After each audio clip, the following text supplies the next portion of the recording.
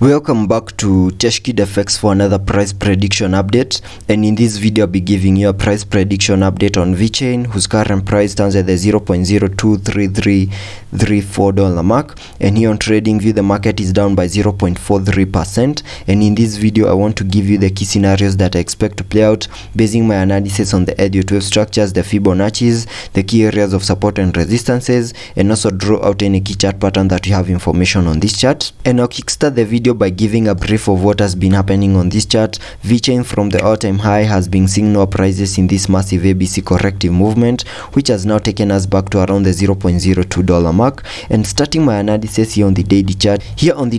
you can see after making our low down there, we saw a very nice bounce to the upper side, managing to break above key areas of resistances, but at the key area of resistance at around the $0.03362 mark we got rejected, and we have been seeing a massive pullback to the lower side, and at some point we have been seeing a bit of a recovery to the upper side. Also managed to break above the 20-day MA. We had been trading above the 20-day MA for a couple of days, and right now we are trading below the 20-day MA. And if I jump to the 4-hour chart for further analysis,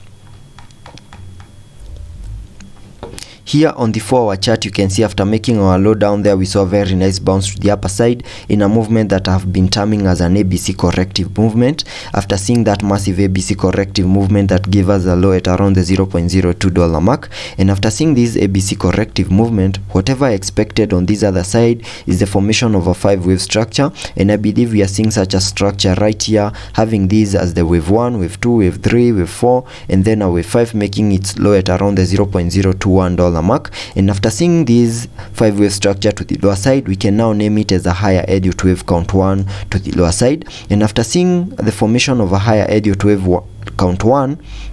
whatever we expect next is the formation of a higher Elliott wave count 2, and I believe Vechain has been playing out in that manner over here, and we have seen that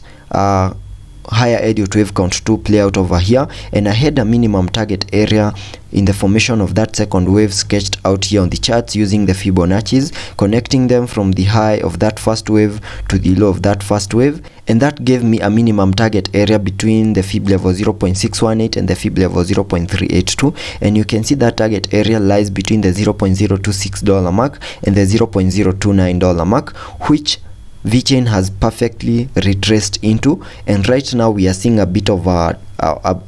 impulsive movement to the lower side in what might be the formation of a higher Elliott wave count 3. And in the formation of that higher Elliott wave count 2, we had chart patterns that were supporting that movement to the upper side, and the first one over here was this inverse head and shoulders pattern, which is a chart pattern that normally breaks to the upper side,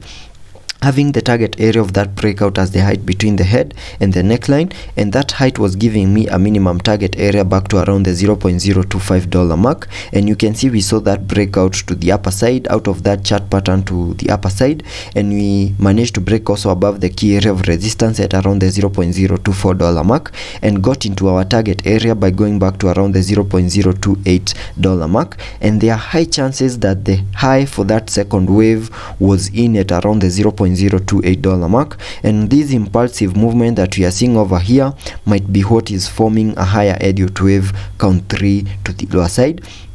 And for us to confirm that movement, we need to lose the key area of support at around the $0.02 mark. Once we lose that key area of support at around the $0.02 mark, then I'll be so confident that the movement that we are in might be the formation of a higher Elliott wave count 3 to the lower side over here. And using the trend based Fibonacci, we can also sketch out a minimum target area to the lower side in the formation of that higher Elliott wave count 3, connecting the Fibonacci from the high of that first wave to the low of the first wave, then dragging the fibs to the high of that wave 2 that we made within this target area. And that we can use the fib ratios, 1:1 fib ratios, and that gives me a minimum target area back to around the $0.016 mark. So once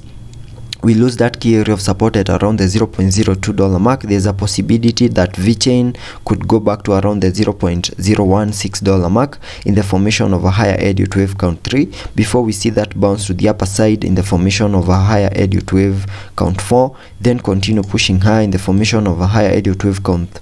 5 to give us a new low here on the Vechain chart, and once that plays out, then we can start sketching out a very nice bullish movement to the upper side, maybe taking us back to an all-time high in the next bull market. So let's be patient and see how that plays out. Also taking a look at the indicators to see what movements will be supported here on the RSI.